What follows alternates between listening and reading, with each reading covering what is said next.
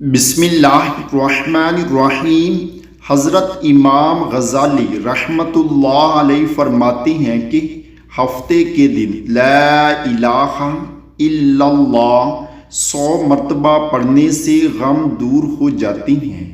اتوار کے دن یا حی یا قیوم 1000 مرتبہ پڑھنے سے روزی غیب سے ملے گی۔ سوموار کے دن یا حی یا قیوم 1000 مرتبہ پڑھنے سے روزی بڑھے گی۔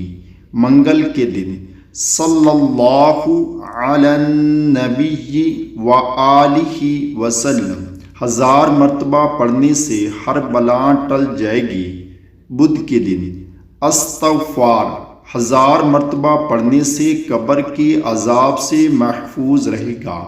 جمعرات کے دن لا الہ الا اللہ الملک الحق المبین 1000 مرتبہ پڑھنے سے مالا مال کھل جائے گا۔